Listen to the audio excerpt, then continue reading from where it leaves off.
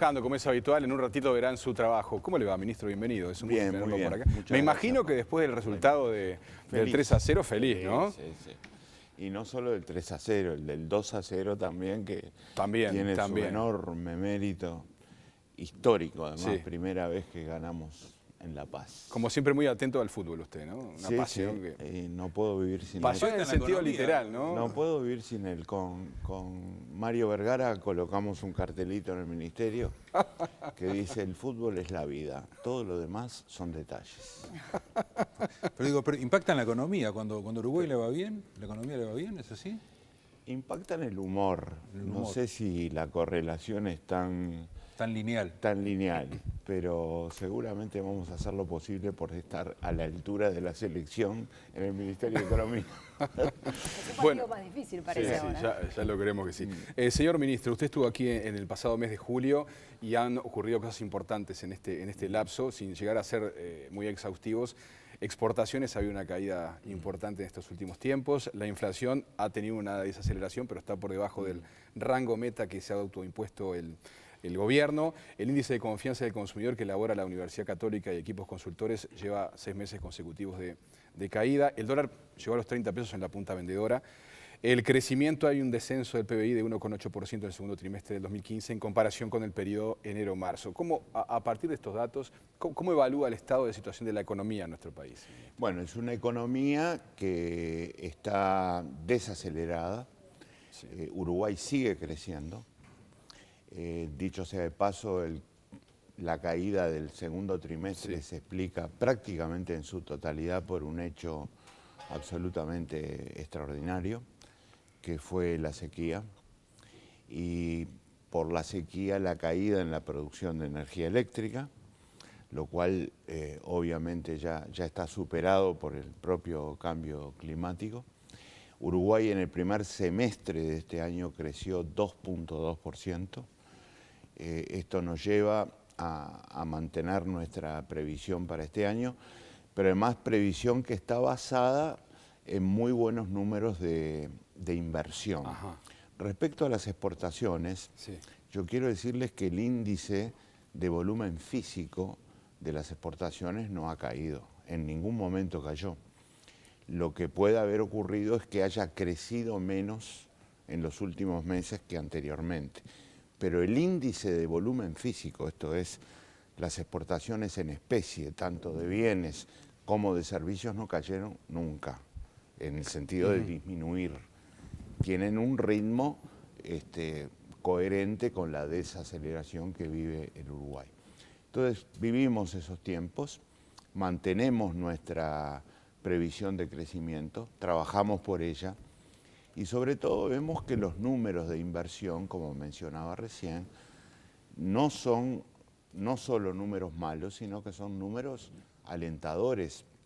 El volumen de proyectos estimulados por la Comisión de Aplicación de la Ley de Inversiones en los 8 primeros meses de este año crecieron en un 28%.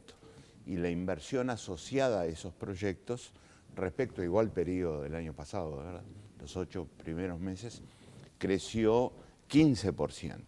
En el primer semestre de este año, en los primeros 6 meses, ingresó al país un volumen de 1.250 millones de dólares en inversión directa. ¿Y en qué sectores, ministro? Bueno, en diversos sectores que van desde la agroindustria alimenticia hasta los servicios. Por ejemplo, el grupo Enjoy Conrad acaba de anunciar una inversión, solo ese grupo, de 220 millones de dólares, lo cual es muy importante. El espectro es muy grande.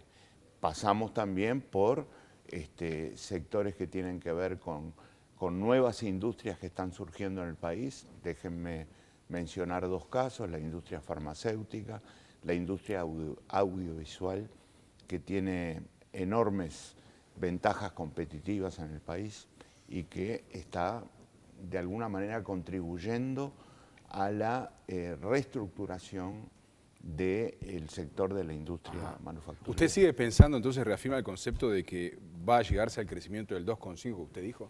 Claro, nosotros tenemos una previsión de entre 2 y 2,5 para este año y tenemos un promedio para todo el periodo de 2,7. El promedio es algo mayor a la previsión actual porque hacia el final del periodo estamos previendo acercarnos a 3% de crecimiento. En el contexto actual de dificultades globales y regionales, a nosotros nos parece al mismo tiempo un buen número y un número cauteloso, un número que nos va a permitir en caso de tener oportunidad de hacerlo, y ojalá la tengamos, corregir al alza, si es posible.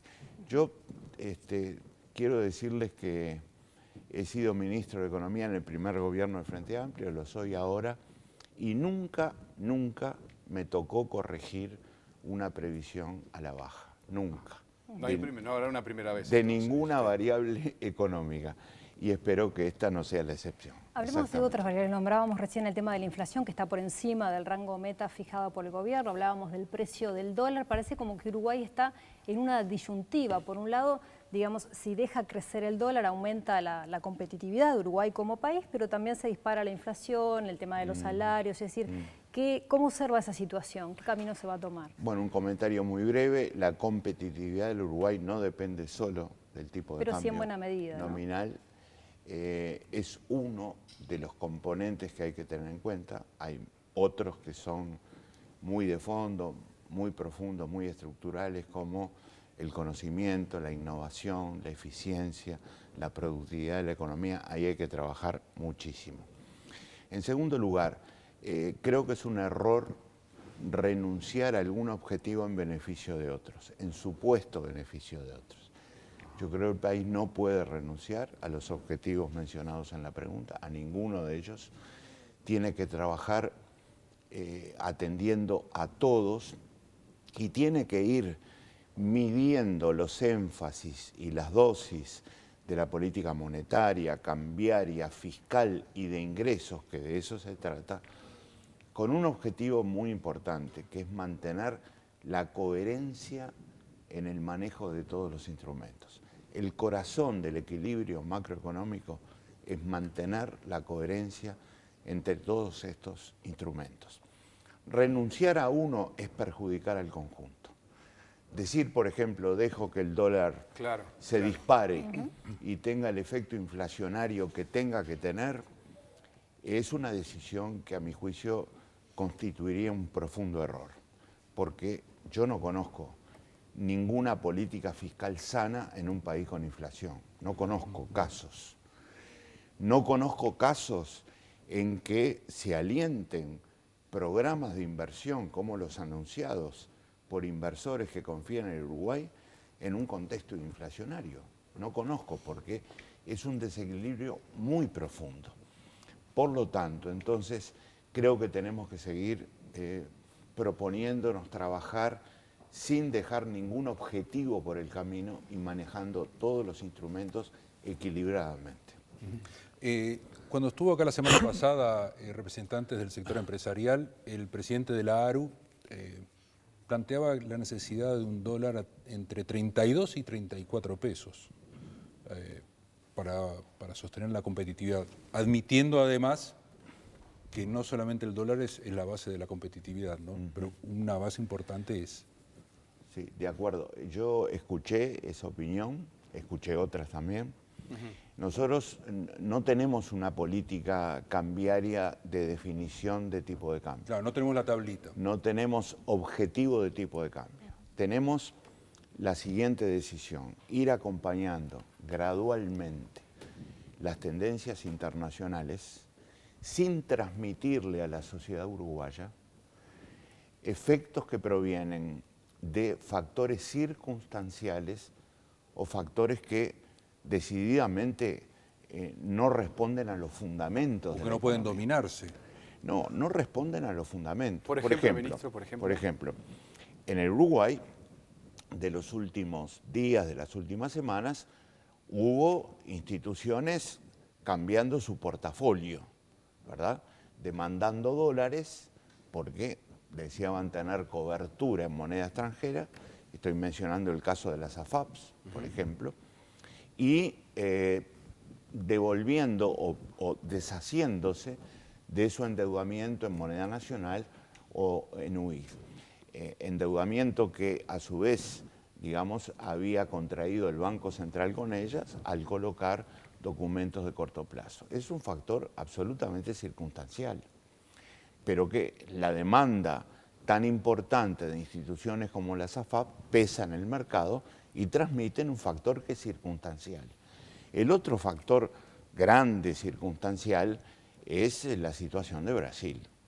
La situación de Brasil que por otra parte es tan circunstancial que ahora el tipo de cambio bajó ahora está, en Brasil, ¿verdad? Demostrando que los ruidos de los últimos días no son fundamentos durables. Entonces, nuestra política cambiaria intenta no transmitir a la sociedad esos factores circunstanciales. Y por eso es que, así como el tipo de cambio estaba muy bajo, el Banco Central salía a comprar dólares, ahora que tuvo saltos no apoyados en fundamentos, salió a venderlos. Claro, ministro, a propósito de Brasil, ¿no es tan grave la situación de Brasil? Bueno, la situación de Brasil es preocupante. Es preocupante. Sin duda. Uno pensando cómo afecta a Uruguay, ¿no? a las ya lo está afectando hace tiempo. ¿Ha habido una ¿verdad? afectación importante? Ha habido un contagio comercial importante. Las compras de Brasil de productos, de bienes sobre todo uruguayos, ha caído. Sí. China ha pasado a ocupar el lugar de Brasil en materia de compra de bienes. Ajá. Ustedes se preguntarán por qué insisto tanto en bienes, y es que en servicios no ha caído tanto la demanda brasileña, lo demuestran las cifras de servicios, y sobre todo los servicios tradicionales que vende Uruguay, como por ejemplo el turismo. Las cifras de turismo están evolucionando muy bien para las circunstancias actuales, y se sabe que un alto porcentaje del turismo que vende Uruguay se lo vende a Argentina y a Brasil. Claro. Por eso subrayo lo de bienes. Por otra parte, hay una situación política delicada en Brasil, que todos conocemos, y eso obviamente a través de las expectativas que juegan un papel fundamental en la economía, tiene un efecto que se transmite al interior de Brasil y más allá, dada la importancia del país, a todo el vecindario, por supuesto, digamos así. Notoriamente, Así que, notoriamente. sí, ha tenido impacto en Uruguay, pero nosotros tenemos que saber diferenciar lo que son los impactos provenientes de fundamentos de la economía de lo que son impactos provenientes de factores que son, en última instancia, circunstanciales. Ministro, más allá de que sea circunstancial lo de Brasil, aunque tiene una profundidad importante porque está afectando todo el comercio y a los pequeños comerciantes en la frontera, ¿tiene previsto el Ministerio aplicar algún tipo de medida para defender justamente a esos comerciantes de la frontera? Bueno, yo creo que tenemos que prestarle atención al tema. Ya hay estímulos, ¿verdad? Hay ciertos estímulos con el combustible. Hay programas de estímulos como por ejemplo el del combustible. Pero la gente va a cargar el combustible a Brasil, ¿no? De hecho, la gente va a cargar combustible a Brasil. De hecho, los controles se están haciendo. Sí, a veces se habla de 43 de un lado y 26 del otro, ¿no? Claro. Yo no tengo cifras de ese tipo, discúlpenme, pero sí les puedo decir que la Dirección de Aduanas de Uruguay está haciendo un trabajo muy riguroso de protección al comerciante y al productor nacional, muy riguroso.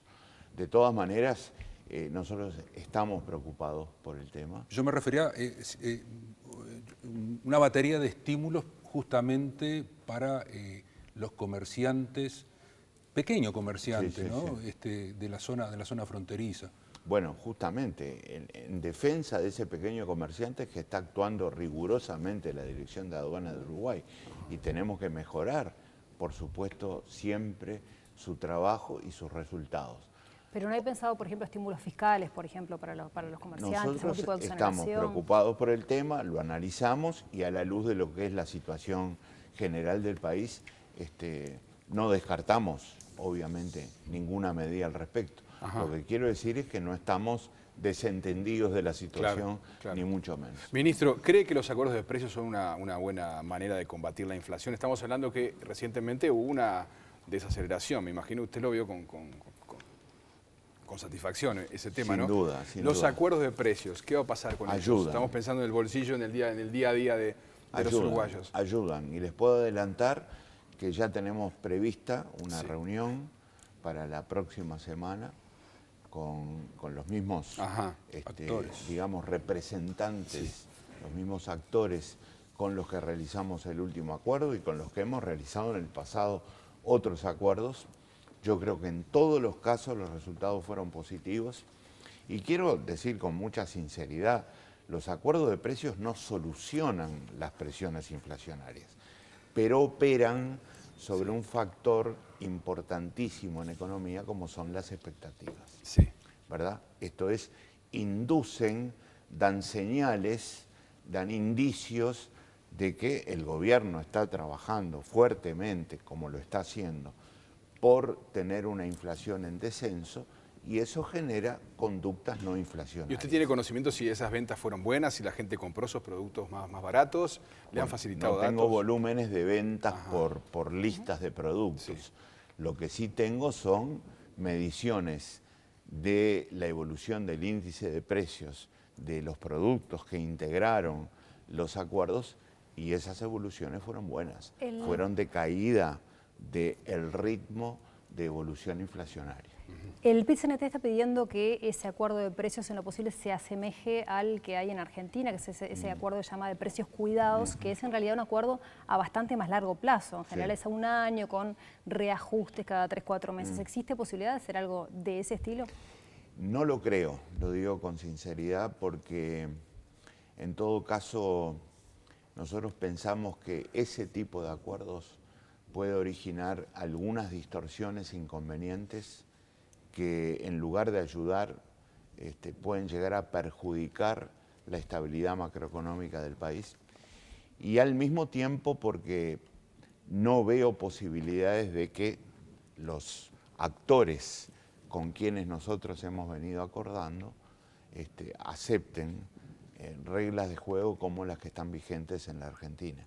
Así que, para ser sincero, no veo factible aplicar en Uruguay, en un cuadro económico bastante diferente al de Argentina, ese método de control de la inflación. Entonces, señor ministro, y quería preguntarle, ¿le han sorprendido las movilizaciones que han habido en estos últimos tiempos en materia presupuestaria, que están ocurriendo en el día de hoy, por ejemplo?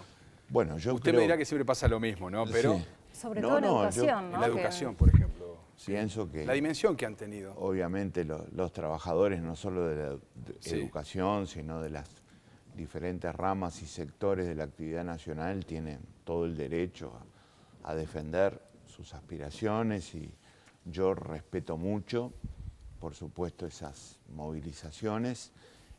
Prefiero no hacer juicios de valor al respecto, porque creo que tenemos que mantener relaciones muy correctas y de diálogo, pero de independencia entre la representación sindical y el gobierno. Y bueno, son parte de esta discusión, de este debate que se genera sobre todo en tiempos de análisis y resolución presupuestal, y hay que saber entender. ¿Y qué pasa cuando usted ve la bancada del Frente Amplio en el Parlamento, que aparecen 3 representantes de diferentes sectores y no votan un presupuesto que está aprobado en la interna? ¿Cómo lo vive eso? Que lo lamento. Pues es una polémica enorme todo Lo esto, ¿no? lamento muchísimo. Obviamente hay que también comprender la actitud de todos los legisladores. Hay polémicas muy grandes en Twitter, inclusive enfrentamientos verbales, insultos. Bueno, o sea, se ha complicado un poco el escenario, eso lo ¿no? lamento mucho más todavía, Ajá. porque no debería existir. No, les iba a referir que además de las opiniones, en este caso de los legisladores mencionados, importa, a mi juicio, la fortaleza de los partidos, ¿no? Porque a mí me parece que la fortaleza de los partidos, su buen funcionamiento interno, su discusión de los temas, su resolución democrática y su acatamiento disciplinado de lo que resuelve, después de haber atravesado las otras 2 etapas, porque acatar con disciplina sin discutir no existe. Acatar con disciplina sin una resolución democrática tampoco existe. Pero si existen las 3 cosas, a mí me parece que hay que valorar la fortaleza que tiene un partido político y actuar en consecuencia. ¿Usted sería partidario de castigar de alguna manera a estos legisladores? No me corresponde a mí anunciar castigos No, de ninguna manera. No, digo, pero sí de alguna manera que usted está cuestionando lo que está diciendo. Yo solo, sí, estoy diciendo que lo lamento. Sí, claro. Y lo lamento, Más que lo lamento. si se me permite, con autoridad, porque nunca, habiendo discrepado muchas veces con resoluciones de mi partido, violé la disciplina partidaria. O sea, a Asamblea Uruguay le han aplicado la disciplina partidaria. Jamás. No. La disciplina partidaria no se aplica, se profesa. Bueno, está bien, digo. Se profesa. Y nosotros la hemos profesado siempre. Hemos discutido, hemos discrepado, hemos perdido muchas veces y hemos acatado con disciplina. Esa, me parece a mí, debería ser la conducta. ¿Y usted cómo ve la situación del Frente Amplio ahora en esto? ¿Lo ve complicado? Políticamente me estoy refiriendo, ¿no? Por esta situación puntual, bueno, que se vio en el Parlamento. Lo lamento porque me preocupa, sin duda. Ahora, yo pienso que el Frente Amplio tiene la suficiente fuerza como para sentarse a conversar sobre esta situación y buscar superarla por la única vía por la que se puede superar, que es la vía del diálogo, la vía de la comprensión, la vía de ponerse en el lugar del otro y entender lo que está sosteniendo. No conozco otra. Esa es la que yo preferiría a la represión o al castigo o a la aplicación de sanciones. Vamos a conversar con estos legisladores a ver qué es lo que pasa, cuáles son las razones. Hasta ahora, digamos, creo que no se ha hecho lo suficiente desde el punto de vista de la fuerza partidaria. Lo han hecho sus colegas. Obviamente deben haber conversado horas en el Parlamento antes de que ocurriera esto, pero creo que hay que ir más allá y plantearlo como tema de partido. En un acto realizado este fin de semana, el secretario general del Partido Comunista, Eduardo Lorier, hizo algunos comentarios, por ejemplo, lo de viejos conocidos que ponen en riesgo la unidad del Frente Amplio, que comenzaron cuestionando el papel de los comités de base. ¿Se siente aludido por estas declaraciones? ¿Qué opina? Absolutamente. No. Yo creo que los comités de base son una parte del alma del Frente Amplio y lo que tenemos que hacer es tratar de que funcionen correctamente. ¿Cómo sería eso? Por supuesto, con presencia militante, con discusión, con análisis, lo más amplio posible. O sea, no están funcionando adecuadamente. Bueno, algunos sí, otros no, ¿verdad? Pero eso no significa cuestionar al comité de base ni el papel de los comités de base. Eso significa decir, estamos tan de acuerdo con los comités de base que queremos hacerlos funcionar mejor. No caer en la autocomplacencia de decir, bueno, todo esto funciona bien, no hay nada que hacer. El Frente Amplio necesita además, y esto viene a cuento por la pregunta, acortar la distancia que hay entre la estructura partidaria, de la cual forma parte el comité de base, y lo que piensa el pueblo frente amplista. Más cerca, dice usted. Acortar la distancia. Sí. Esto que sea es más representativo. Que no haya distancia, que no haya tanta distancia entre las estructuras de dirección del Frente Amplio y de militancia del Frente Amplio, de la cual son parte los comités de base, y lo que piensa el pueblo frente amplista. Ahora, volvamos al comité de base. ¿Cuál es la manera de acortar la distancia? Bueno, convocar a que la gente vaya a los comités de base, que no estén vacíos, que funcionen, que discutan, que resuelvan democráticamente y representativamente. Usted sabe, ministro, que lo interrumpo, porque yo siempre recuerdo años atrás, cuando se hablaba de la interna del Frente Amplio, las infraestructuras del Frente Amplio, usted era una de las personas más golpeadas. Siempre uno decía, ¿cómo puede ser que sectores que tienen tantos votos estén tan poco representados en la interna del Frente Amplista? Y por ahí, en la interna es que pierden. Bueno, el caso de Asamblea Uruguay era emblemático y se hablaba de reformas y... Justamente por eso es que hablo de acortar distancias. ¿Pero qué se está haciendo en la práctica? Pero vuelvo a la pregunta que motivó esta reflexión. Sí. Esto no significa decir que los comités de base son malos, significa decir... Hagamos el lugar que tienen que funcionen mejor, ¿verdad? Bien, está bien. Ministro, a ver, permítame, volviendo al tema del presupuesto, y ya que estamos hablando de representatividad, Desde la oposición se ha dicho que el 2,5 es demasiado optimista, entonces no se vota en lo general el presupuesto del Frente Amplio, ¿no?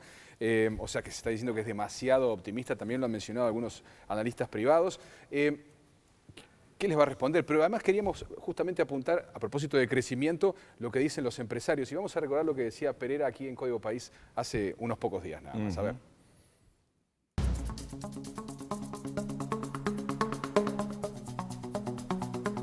Si nosotros le quitamos al crecimiento de Uruguay lo que es la incidencia de Montes del Plata, estamos casi en cero de crecimiento.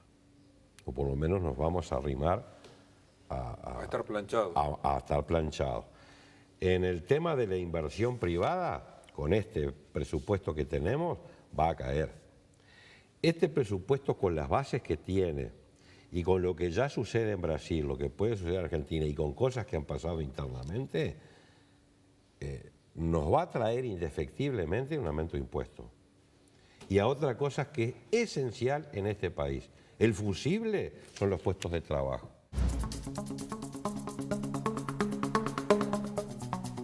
Bueno, el fusible son los puestos de trabajo, entre otros conceptos que manifestaba por aquí. ¿Qué responde el ministro? Que discrepo casi en su totalidad con esta opinión que yo conocía porque vi el programa y analicé bien lo que decía cada participante. Discrepo totalmente porque no hay una lectura correcta de las cifras. El país sigue creciendo más allá del efecto Monte del Plata. El efecto Monte del Plata ya está absorbido. Y el país sigue creciendo como lo veíamos recién. Discrepo porque esta opinión no está al día con las cifras de inversión que están materializándose en el país. Ya las mencionamos, sí. Esas cifras de inversión son el único camino genuino para crecer. Yo no conozco otro.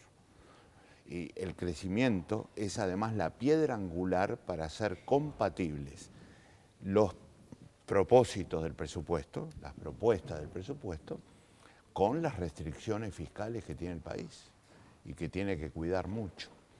En cuanto al empleo... El empleo, sí. Hoy, por ejemplo, se supo, que la desocupación aumentó, repuntó en Sí, agosto y llegó a 7,6%. Un leve incremento para nada dramático y absolutamente esperable y coherente con la desaceleración. Obviamente la desaceleración, crecer 2,5% no es lo mismo que crecer 5, 6%, tiene un impacto sobre el empleo. Pero es absolutamente razonable. La cifra de 7,6, que es la que se ha conocido recientemente, está absolutamente en línea con la desaceleración que está experimentando el producto. Por supuesto que vamos a trabajar por volver a disminuir la tasa de desocupación, ni que hablar. Y sobre este tema, yo quiero señalar que el objetivo empleo debe tener una jerarquía muy alta en la negociación con los trabajadores.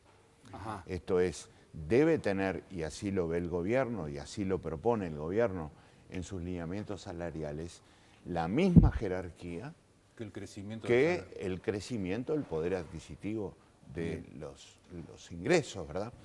Y esto no es adoptar una postura conservadora. Hay momentos en la vida en el que tan importante como mejorar es defender lo que se logró y defender las conquistas que se lograron.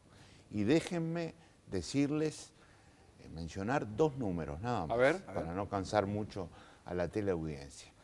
En los 10 años de los dos primeros gobiernos del Frente Amplio, incluido parte del actual 2015, el salario real medio de los trabajadores uruguayos, de todos, públicos y privados, salario real medio creció 47%.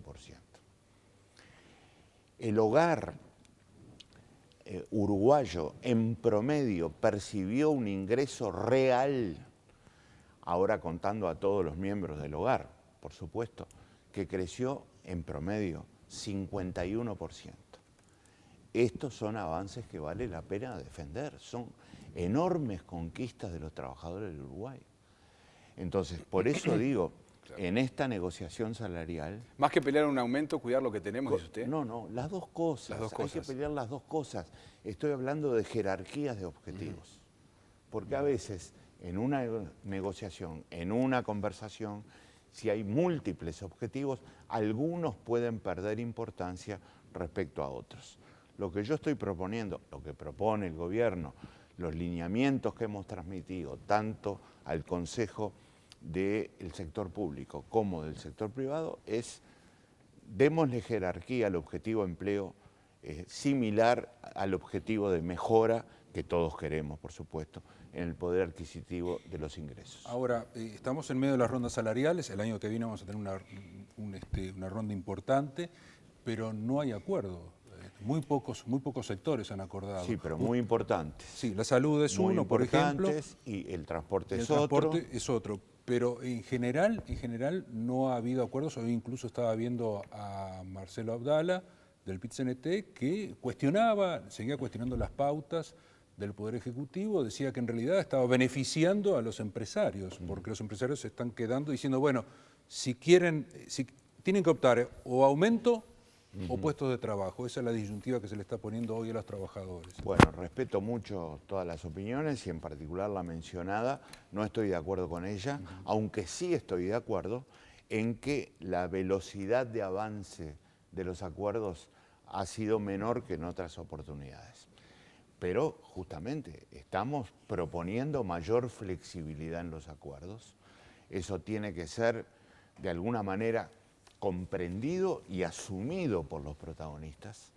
Déjenme repetir algo que dije hace algunos minutos. El corazón de los equilibrios macroeconómicos hoy es la consistencia entre la política monetaria, fiscal, cambiaria y de ingresos. Y no digo salarios, digo de ingresos, ingresos de todos los participantes del mundo del trabajo, trabajadores y empresarios, ¿verdad? Transmitir esa flexibilidad para que podamos hablar de esa consistencia y de lo que hablábamos hoy, de la importancia del trabajo, de la defensa de la fuente del trabajo y las mejoras eventuales del poder adquisitivo, es la base fundamental. Probablemente la mayor lentitud de esta evolución, que efectivamente la reconozco, se deba o esté asociada al hecho de ir ganando conciencia acerca del significado de estos lineamientos, que son absolutamente diferentes a los del pasado. Es la primera vez en Uruguay que se hace una negociación salarial invitando a los sectores a calificarse como sectores donde los resultados son buenos, donde los resultados son malos y aquellos que están en una situación intermedia. Y esto es muy importante para ser flexibles, para no imponerles a los que están mal condiciones que pueden bancar los que están bien. Ahora, usted sabe que acá en Uruguay muy poca gente dice que le va bien. Bueno, sí, es probable. O sea, es un tema cultural lo que está Es planteando. probable, es un tema cultural, sí. Nos gusta atenuar, digamos, el resultado de nuestras actividades, de todas, las económicas y las no económicas. Ministro. Hay un sentido de modestia y de pudor, lo reconozco, pero enfrentados a una negociación de ingresos, bueno, tenemos que ganar conciencia acerca de lo que está en juego, ¿no? Ministro, usted siempre ha hablado claro, ¿no? Desde que lo conocemos hace mucho tiempo, usted siempre fue un economista de hablar claro y que la gente lo entiende a grandes trazos, ¿no? Yo lo que le pido ahora, usted habla hoy de la cercanía con el comité de base, ¿no? Usted le habla a todos los uruguayos, no importando el partido. Pero ¿cuál es su mensaje a la gente que nos está mirando, que ve que las cosas están un poco más caras, que teme por su fuente laboral, que el salario no le alcanza o que está... ¿Qué le dice a la persona de a pie que está ahí, que por ejemplo pensaba comprarse algo o invertir en algo y prefiere quedarse quieto por ahora? Le digo, en primer lugar, que al uruguayo común y corriente. Que reconocemos los problemas, que nos ponemos en el lugar de ellos y reconocemos que tenemos presiones inflacionarias, que muchas veces desajustan los precios en contra de los intereses de la gente, que tenemos, digamos, un descenso en la fuente de trabajo, como veíamos hoy, para mí no dramático, pero descenso que hay que reconocer, porque para el que la perdió sí es dramático. ¿Me explico? Sí, claro. Yo estoy hablando de promedios y de cifras globales, pero que no crean aquellos que la están pasando mal que nosotros no prestamos atención a esta situación. Y les digo que estamos trabajando en un país que lucha por seguir creciendo, que es un país que se ha diversificado, que se ha diferenciado, que en el exterior es reconocido por los esfuerzos que está haciendo y es calificado por los esfuerzos que está haciendo por encima de los países de la región.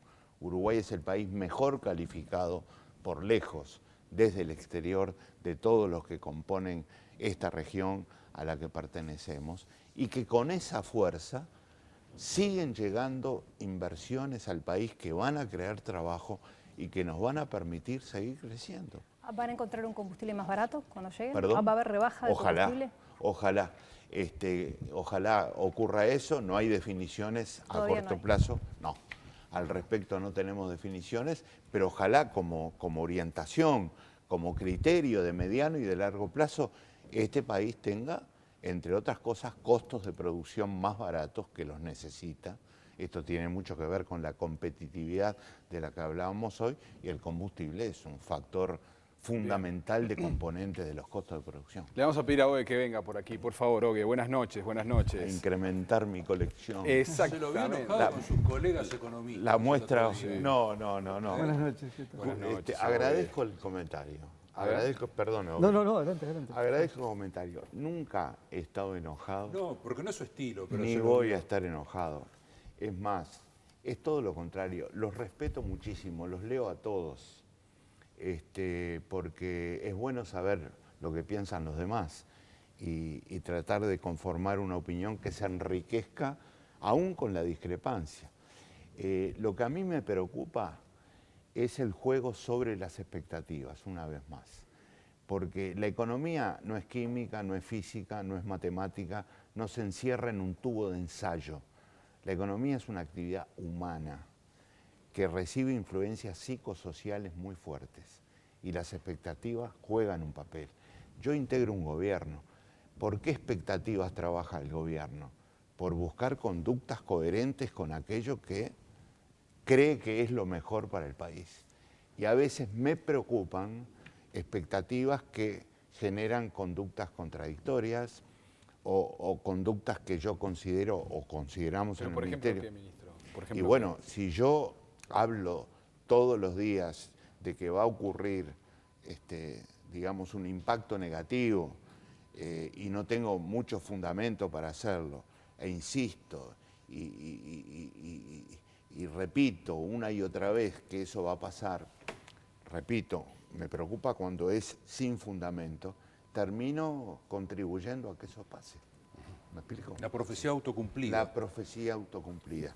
Entonces, no hay enojo, hay respeto, son excelentes profesionales todos, pero cuidado con la generación de expectativas. Es lo único que pido.